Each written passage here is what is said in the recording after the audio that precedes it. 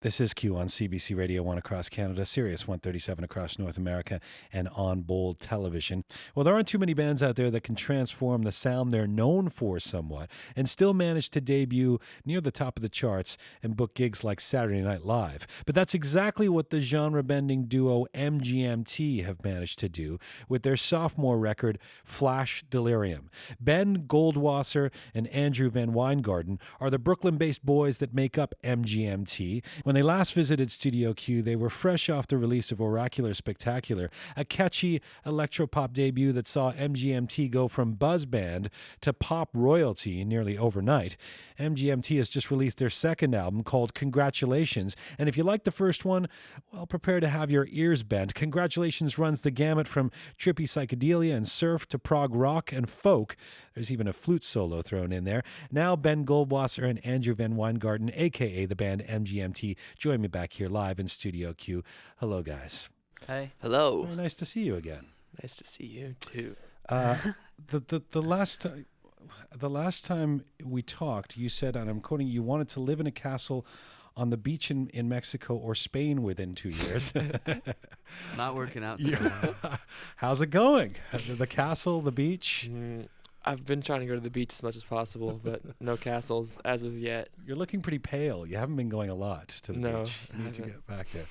I think you guys were joking. It was a bit of a piss take on where you expected the next 2 years to go, but I think that's going to form the subtext of this interview because it was at the beginning, and now you're in the sophomore record. So much has been made of this being the new sounding MGMT record. Did you have a particular strategy going into this to shake things up?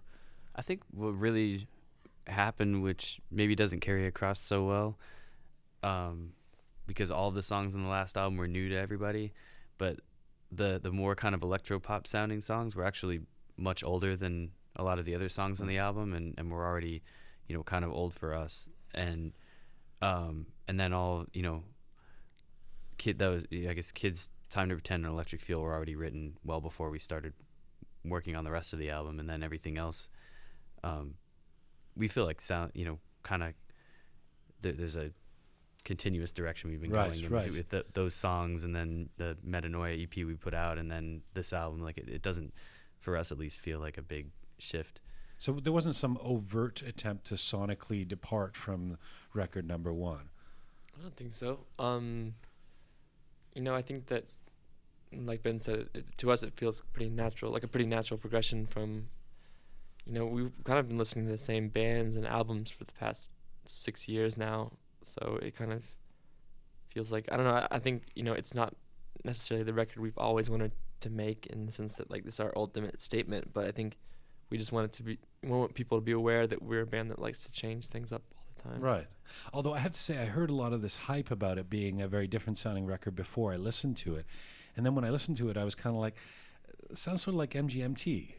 Yeah. It doesn't sound like, you don't sound like the Kingston Trio all of a sudden or a completely different band, No, we weren't really going for shock value or anything. Like, we really just wanted to make catchy, fun music, but not necessarily do the most predictable thing with the songs. I think it wasn't until the end of kind of the recording process for this new album where we kind of became aware of the anticipation and kind of hype that was going to be around the album.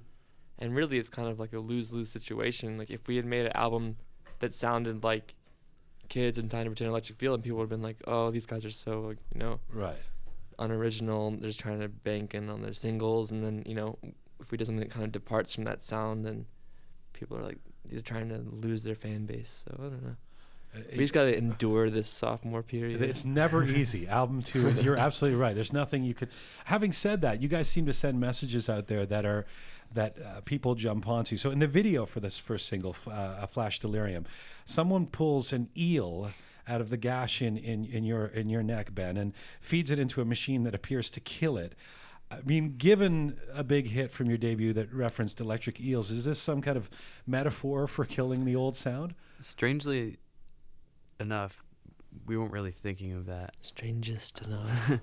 I don't know, but we realized after Ben the did video write was the made. music for Kids, which so I probably do blame him for all that. So Mhm. we Yeah, it was he deserved to have a giant double-ended eel dough pull out of his throat cut. But it never occurred to you. You're telling me that you have a famous song that references eels, and that you have an It's eel really coming weird, out of but your it body. didn't, 'cause I we think- shot I the think- video in one day. I think that means that we're really stupid. Yeah. There's another headline. Reprint it. Right. I just didn't know. We're I didn't. stupid. Enemy. In terms of the eclecticism of this record, were you and the expectations when you talk about going into the second record and what you, Andrew, just so romantically called the lose-lose situation, did you feel musically confined by your initial success? Did you feel like, oh man, now that we've got what we wanted in terms of people hearing our music, there's expectations? I don't know. I think we're so far removed from how we were feeling when we wrote a lot of the more kind of upbeat dance songs on the first album. That we wrote, most of the songs when we were in college. And we were playing a pretty different style of music, and our shows were pretty different. And I think it'd be hard to force that right now. So we kind of... We got a lot of gruff when we were touring with Montreal in 2005, playing these songs that people think are so precious now, and like singing them karaoke style across the country. People were like, "This is the worst band I've ever seen." And so, I feel like, we made new stuff that sounds different. And in my opinion, I think that people are gonna, at first be like, "What the hell is this?" And then eventually it'll sound good and normal, like it does to us. Get used to it. Yeah. A few tracks on Congratulations reference some heavy musical hitters. You've got songs named for Brian Eno, even Lady Gaga, there's a reference there. Lyrically, the songs seem to consider how those musicians deal with being musicians. Why did you want to observe what you're doing through the eyes of others? Well, it's not something we've ever done with music, with our music. I think it's always been kind of like abstract or kind of like vaguely mystical or something, and like maybe wanted to just kind of make this album a little bit more real. And we spent 15 months touring and saw the music industry from the inside, and met plenty of other musicians and talked to them about how they deal with kind of this kind of very odd career. And it just felt right to make some of the songs about that, just about musicians and this life. You think it's an odd career? Yeah, I think so. I think some people are natural born entertainers and performers, and I don't necessarily think we are. I think we love making music, but in terms of touring all the time and like being festival headliners, we're not the kind of people that go out. Ben usually doesn't even say a single word during a show. No. Yeah. So, and that makes me uncomfortable, so I just stopped talking too. It is a weird as Tom York of Radiohead has said that it's a weird dynamic to have somebody coming up to you wanting your autograph or talking to you because they're a fan. Do you feel that way? Yeah, and that's one of the people. We played a show with Radiohead and talked to Tom York, and he was kind of, there was like a after show thing, and we were talking, and fans were coming up, and he still like seemed uncomfortable and kind of like it was very clear that it never gets, hopefully for us, meaning we'll have a long, fruitful music career, but like it never gets kind of normal feeling, or if it does, maybe that's not a good sign. Ben, there does seem, lyrically, the album seems to express some discomfort with fame, which isn't inconsistent with what you guys said 2 years ago at the beginning of all this, or at the beginning of it really taking off. How do you view fame now that you've experienced it? I don't know. I don't think, in a lot of ways, I don't think we feel that much different. When we're home, we kind of do the same sorts of things we always did, and just hang out with small groups of friends, and have like dinner parties and what just like not. It's not like we're all of a sudden like going to like A-list clubs where we're like skipping the line and getting bottle service or something like that. Like we're not. That's not what our lives. Not your become. style. Not really. You could do that, right? Probably a little more than we actually do, but Yeah. but we haven't really been trying to. But yeah, I don't know. I don't think we're really.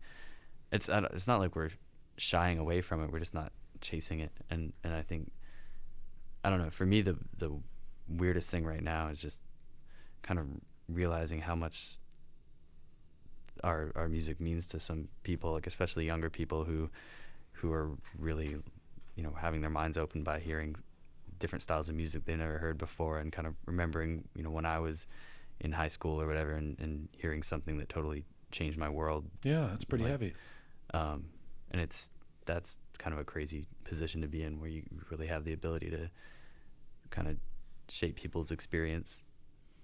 So, Andrew, you were actually really refreshingly frank last time you were here and talking about not knowing how you're going to deal with, Time to Pretend was just breaking in a big way. The whole album was going gangbusters, and what we expected to happen did happen, in terms of that record being a huge seller and you guys headlining festivals, as you just mentioned, whether you feel comfortable doing that or not.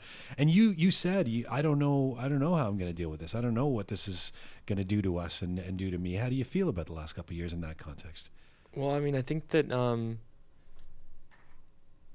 we kind of shied away from that, whole spotlight thing. I think that this new album is a pretty honest kind of reflection of the way we reacted to what you're talking about. It's kind of like a diary or something about touring and us kind of shy, easily overwhelmed dudes. I don't know. I think that a lot of the stuff that there's a lot of good things that came from it, like meeting some of our musical idols and working with them and stuff like that, and just seeing that there's a ton of amazing creative people all over the world. And there's also the crappy side of things, about like people kind of creating this image for us, because we don't really set out to necessarily kind of hammer in some sort of image in people's heads of who we are. We like to be like constantly changing and whatever, and that doesn't really work for a magazine or something. So I feel like we kind of got dubbed as like these partying, kind of drug abusing, airheaded hipster dudes, and why would some of people those think things that? are true. right. well,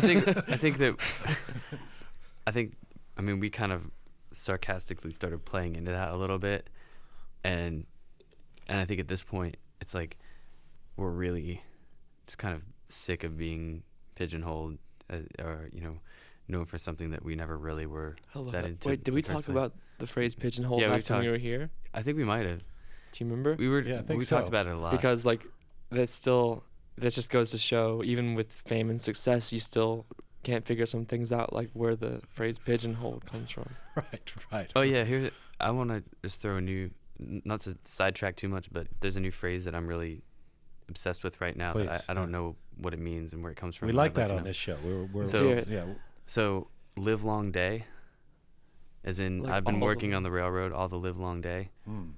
I've never heard that phrase anywhere else, and I don't know what it short means. night. Live long day. The day so long you've lived through. Well, I don't know. Is that what it means? Live long. I'm guessing. It's a hyphenated modifier. All right. I think that it's sort of similar to my new song idea, Let It Load, which really it's a classic rock song, but it can really only be about like an internet window that you're watching with a group of people, and someone's like, Right. let it load, Right. But it also I think it can be sounds used in, kind of sexual. It does sound sexual. Yeah. You know what the debate we're having recently? I did an opening essay about the ubiquitous use of awesome, and how it's like maybe it's time to retire awesome because it's just become. How do you feel about awesome? I think I say it a fair amount. It seems to be code for look. I'm young, and this is the vernacular, so I'm going to say awesome. Think about it like the way, like Ralph Waldo Emerson would use it. Completely different. In a quote of the day. What? Yeah, exactly. Yeah. The awesome. Well, that's beauty the thing. of- No, Yeah, it's like awe-inspiring. well, but no. it's- yeah, Awesome that's what originally yeah. meant it meant it was terror or fear. It was something that is almost difficult to comprehend. And so the awesome storm, you know, it was to invoke these dark, powerful, and terrible images of terror, as opposed to hey, this is great, you know, which is sort of what it means now. Like, So we need a new word to use. yes, yeah, Um, or just you know, let's retire that one just because it's been used so much. Yeah, that's cool. Yeah. I won't say it the rest of the interview. Don't pigeonhole me. Tell me about the music on this record and what I was saying in the introduction that the eclecticism. You seem to be blending genres. Do you worry about maintaining a consistent sound to a record from beginning to end? And if so, how do you do that when you seem to be seeking out different genres of music in terms of what influences the songs you're playing? I think maybe it's more about, for us at least, it's more about kind of trusting that if we follow our impulses, then it'll all make sense in the end. And I think to us at least it does.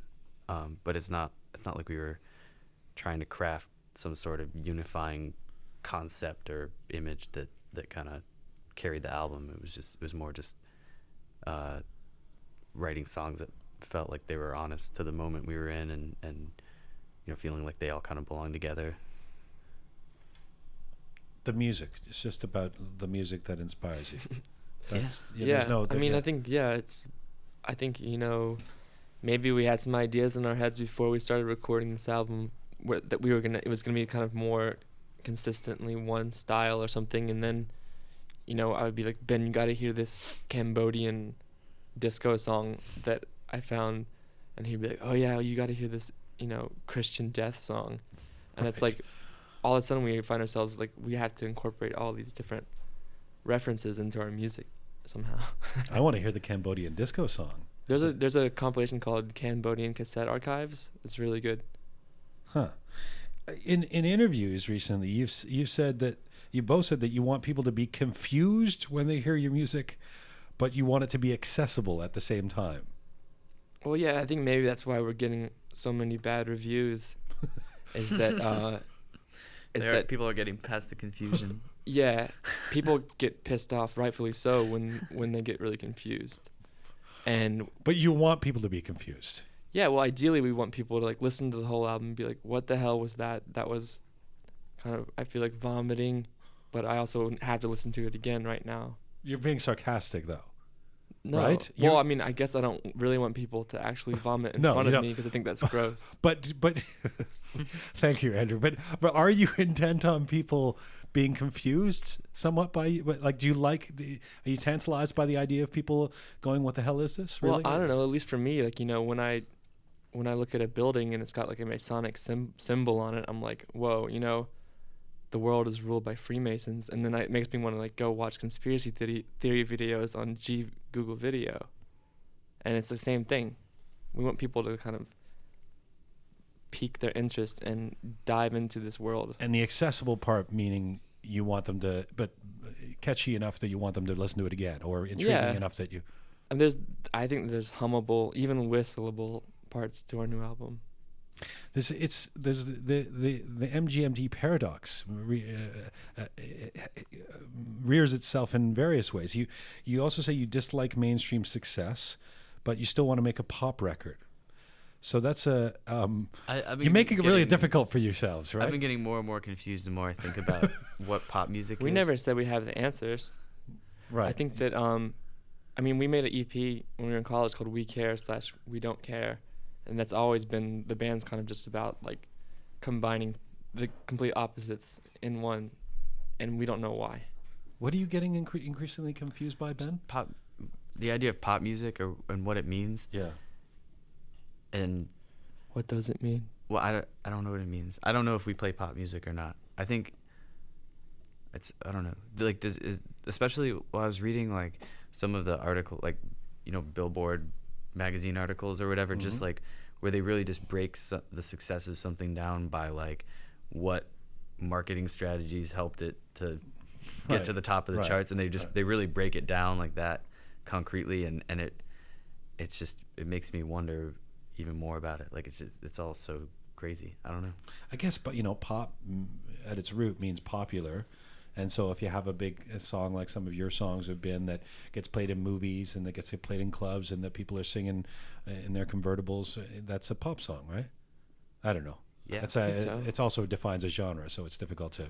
because. But then you can hear a song that for whatever reason never became successful, but you can tell it's totally pop song, Yeah, you right. can tell it's a pop Thing song. is, Right. like Ben and I think that Alan Vega's solo album that we can sing along to in our convertible is pop music. Right. So it's kind of a subjective. In our convertible Yeah. that we share. You guys, you went to the lot and together. Yeah, we want that one. Right. That's the only thing we've bought in the past 3 years. Well, it's nice that you can together Sebring. going on the car together. I love that. So then let's come full circle, and in terms of the way that you've approached this record without worrying about what you should sound like and what people expect, and with the desire to somewhat confuse people. I mean, some critics have said you're sacrificing popularity and artistry for bravery by releasing a quote unquote, somebody said, uncommercial record on a major label. Well, it ain't uncommercial if it's number 2 on the Billboard charts. There you go. You got a little of the Southern guy came out of Yeah. that. When you get mad, you hear the Memphis boy, right?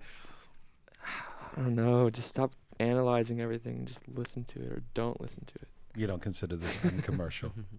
What? It is commercial. Yeah, you don't consider it uncommercial. No. I mean, maybe I don't think Lady Dida's Nightmare is going to be on Gossip Girl. But I think we're going to make videos that people can watch, and I don't know. I mean, we're going to license our music to video games, FIFA Soccer 2045 and Tony Hawk. You've been very intent on not doing that stuff. Well, I don't know. Why I not? like sports and extreme sports. Oh, so Especially. you would license to FIFA? Would you? Yeah. Mm-hmm. Well, I used to play FIFA 95. But there's things that you don't license your songs to, right? I mean, you've been very careful to not give everybody your music. Yeah. Where's the line for you? I don't know. I think, some of it's just something that we would, if it's something we would really morally object to, then we wouldn't agree to that. But also, I think we don't want our music to be overplayed, and I think that's part of what we were doing on the new album is we didn't want to write a song where it just repeated the hook over and over again until you got sick of it, and we wanted there to be things that were hooks, but you didn't hear it enough, so you had to go back and hear it again. Right. And I More think like that's barbs, Velcro or something. Awesome. Mm-hmm. Well, I just so that we can continue this every couple of years, if 2 years ago we said, where do you want to be in a couple of years, and you've lived through them now, what would you want MGMT to be in a couple of years from now, Andrew? Well, I haven't given up on the castle. Actually, I think castle, I would feel guilty living in a castle. Yes. But I do want to live by the beach. I do love the ocean. I still want to have a dog. I like a vegetable garden maybe. And these are the goals that I'm working towards. Those are all very feasible goals. That and the human race just going to the next level of consciousness. Oh, good. You Becoming just made it difficult. galactic beings. I was with you with the vegetable garden. I saw that as feasible. But it's easy if we all just let it happen. Really, it's just the power of thought. Ben, other than the maintenance of your shared convertible over the next couple of years, where would you like MGMT to be in a couple of years from now? I don't know. I think hopefully we'll get to the point where we can kind of plan some really cool shows that are, more of an experience and then take some time and get something else together instead of, doing the same show for a year or something like that. And then in between work with other bands and do more production and maybe start a record label and fun things like that. It's funny, eh? You're such an interesting guy because you're making a living being an artist, and yet there's a frustrated artist in there that wants to get to be more of an artist, right? Yeah, It's an interesting I box feel like you're that in. a lot. Yeah. He paints with words. We do want to start a record label and put out music. I think we're going to pretty soon, and we definitely want to produce other bands. I'm just trying to see your Sony reps behind you and see how they feel.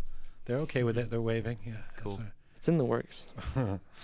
I want to go out on this song, Brian Eno, from this record. I love the song and I love the reference. Do you want to tell us anything about it before we play it?